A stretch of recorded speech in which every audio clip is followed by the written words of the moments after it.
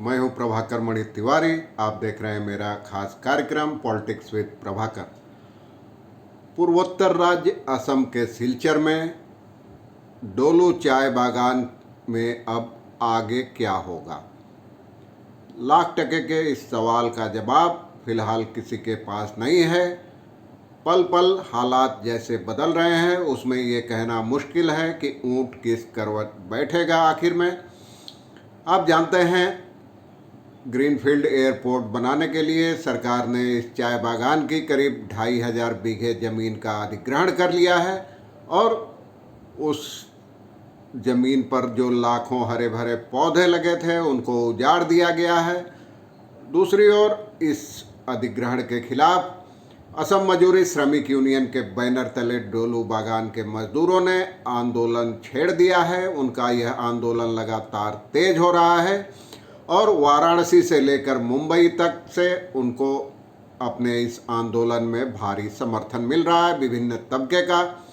सिलचर में भी बुद्धिजीवी से लेकर तमाम वर्गों के लोग, समाज के विभिन्न तबकों के लोग इस आंदोलन का समर्थन कर रहे हैं। उसके बाद हाल में अब 2 दिन पहले जब सूचना के अधिकार यानी आरटीआई के तहत एक खुलासा हुआ कि सिलचर में ग्रीनफील्ड एयरपोर्ट बनाने का कोई प्रस्ताव ही नहीं मिला है केंद्र सरकार को, तो इस मामले ने अचानक एक नया मोड़ ले लिया। अब तक इस अधिग्रहण और एयरपोर्ट का समर्थन करने वाली यूनियनों और संगठनों ने अब सफाई देनी शुरू की है। उनके लिए भारी मुश्किल पैदा हो गई है। उनको सूझ नहीं रहा है कि अब वे क्या करें। सीटू ने शनिवार को जिला उपायुक्त कछार से इस मुद्दे पर साफ साफ बयान देने को कहा था, एक पत्र भेजकर। उसके बाद अब AIUTUC ने भी गुवाहाटी से ईमेल से जिला उपायुक्त को भेजे एक पत्र में रविवार को उनसे कहा कि इस मुद्दे पर पूरी स्थिति साफ करनी चाहिए उनको कि आखिर जब एयरपोर्ट का कोई प्रस्ताव ही नहीं था तो बागान की ज़मीन का अधिग्रहण क्यों किया गया, पौधों को क्यों उजाड़ा गया। अब आगे की राह क्या है, आज चर्चा करूंगा इसी पे। देखिए आखिर तक वीडियो। जैसे तो चैनल को सब्सक्राइब करें, मित्रों परिजनों से शेयर करें और घंटी का निशान भी दबा दें।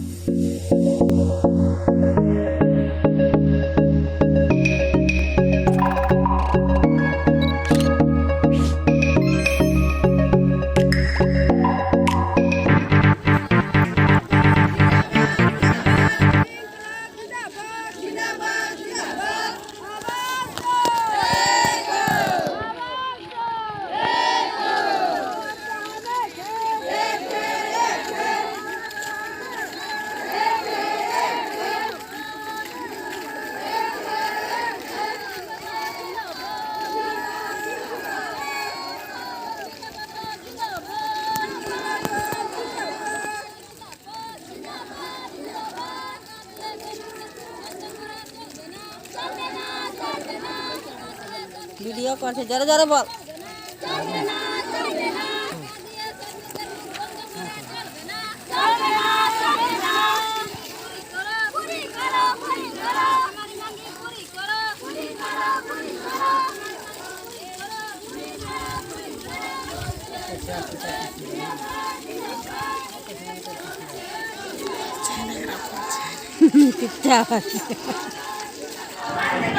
एयरपोर्ट के नाम पर मजदूरों को हटाना बंद करो। एयरपोर्ट के नाम पर चाय मजदूरों को हटाना बंद करो। पहले जानते हैं अब तक क्या क्या हुआ।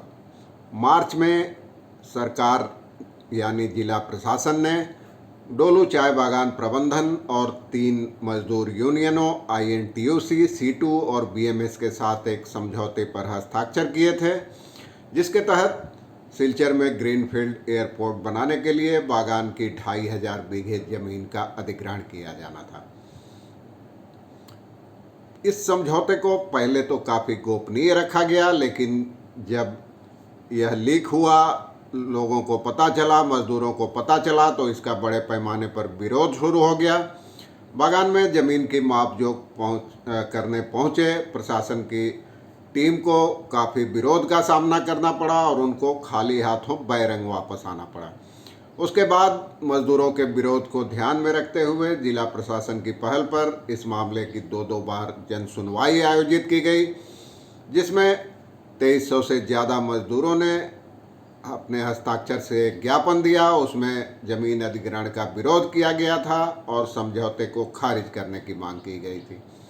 लेकिन बावजूद इसके उसके कुछ ही दिनों बाद प्रशासन ने धारा 144 लगाकर भारी पुलिस बल की सहायता से सैकड़ों जेसीबी मशीनें निकालकर जमीन के अधिग्रहण का काम शुरू कर दिया और 2500 बीघे जमीन पर लगे हरे भरे चाय के पौधों को उजाड़ दिया गया।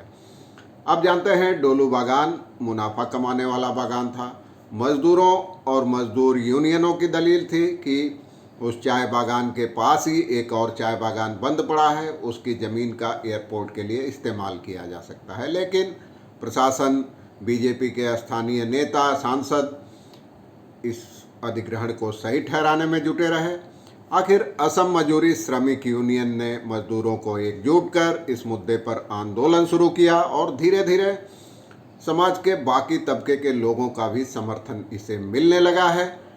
इन लोगों का कहना है कि आखिर जब जमीन खाली पड़ी है तो एक हरे भरे मुनाफा कमाने वाले बागान को उजाड़ने की क्या दलील है। उनका कहना था कि बागान को बचाते हुए, चाय उद्योग को बचाते हुए एयरपोर्ट का निर्माण किया जा सकता है, इसमें कोई दिक्कत नहीं है। इन संगठनों और मजदूरों ने साफ कर दिया है कि वे एयरपोर्ट का विरोध नहीं कर रहे हैं, बल्कि चाय बागान को उजाड़कर एयरपोर्ट बनाने का विरोध कर रहे हैं। चाय उद्योग को बचाना जरूरी है। तो ये आंदोलन चल रहा है लगातार। इसके बाद अब सरकार ने कुछ दबाव में आकर डोलू चाय बागान के मजदूरों के लिए 1-1 लाख रुपए के मुआवजे का ऐलान किया। लेकिन उसके बाद आंदोलनकारी संगठनों ने आरोप लगाया कि सरकार ने बराक घाटी के साथ भेदभाव किया है, सौतेला रवैया अपनाया है, क्योंकि नुमलीगढ़ रिफाइनरी के विस्तार के लिए जब एक चाय बागान की ज़मीन ली गई थी तो मजदूरों को 5-5 लाख रुपए का मुआवजा दिया गया था। फिर मजदूरों ने तय किया कि जब तक उनकी मांगें पूरी नहीं होती तब तक वे सरकार की ओर से घोषित मुआवजा नहीं लेंगे। और सरकार ने यह भी कहा था कि इस समझौते के एवज में, अधिग्रहण के एवज में बागान प्रबंधन को जो 50 करोड़ की रकम मिलनी है उसका 10% भी मजदूरों को मिलेगा। बहरहाल मजदूर चिंतित हैं रोजगार के लिए कि 2000 से ज़्यादा मजदूर बेरोजगार हो जाएंगे, उनकी रोजी रोटी छिन जाएगी। हालांकि प्रशासन और स्थानीय बीजेपी नेता बार बार कहते रहे हैं कि वैकल्पिक रोजगार की गारंटी दी जाएगी, दूसरी जगह उनको रोजगार पर लगाया जाएगा। लेकिन अब यह आंदोलन धीरे धीरे तेज हो रहा है, कई संगठन भी शामिल हो रहे हैं, देश के दूसरे हिस्सों से भी उनको समर्थन मिल रहा है लगातार, मुंबई से वाराणसी तक और कोलकाता से लेकर गुवाहाटी तक। अब इस मुद्दे पर विश्व पर्यावरण दिवस के मौके पर धरना प्रदर्शन किया गया, नारेबाजी की गई। तमाम आंदोलनकारियों ने मांग की है कि जो पौधे उजाड़े गए हैं उनकी जगह 5 गुने पौधे लगाए जाएं, मजदूरों को, अस्थाई और अस्थाई मजदूरों को रोजगार मिले। अब इसकी आंच राजधानी गुवाहाटी भी पहुंचने लगी है, वहाँ एक प्रेस कॉन्फ्रेंस बुलाई जानी है। तमाम संगठनों ने इसका आयोजन किया है गुवाहाटी प्रेस क्लब में।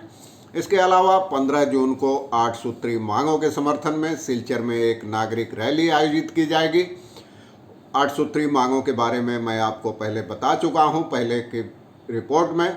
उसमें मुख्य मांगे हैं मजदूरों के रोजगार, चाय उद्योग को बचाते हुए एयरपोर्ट का निर्माण, नए पौधे लगाने जो उजाड़े गए हैं लाखों पौधे, और भी कई मांगे हैं। तो अब लाख टके का सवाल है कि आगे क्या होगा। आंदोलनकारी इस मुद्दे पर पीछे हटने को तैयार नहीं हैं। आरटीआई के खुलासे के बाद उनमें एक नया जोश आ गया है, जबकि जो लोग अब तक इस अधिग्रहण का समर्थन कर रहे थे वो मुश्किल में नज़र आ रहे हैं, बार बार सरकार और जिला प्रशासन से सफाई मांग रहे हैं, लेकिन अभी उनको कहीं से कोई सफाई नहीं मिली है। तो अब तमाम निगाहें टिकी है कि जिला प्रशासन इस आरटीआई खुलासे के बाद क्या जवाब देता है। उसके बाद ही यह तय होगा कि डोलू चाय बागान में अब आगे क्या होगा। अपडेट होता है तो मैं आपको बताता रहूँगा। आज के लिए बस इतना ही। धन्यवाद, नमस्कार।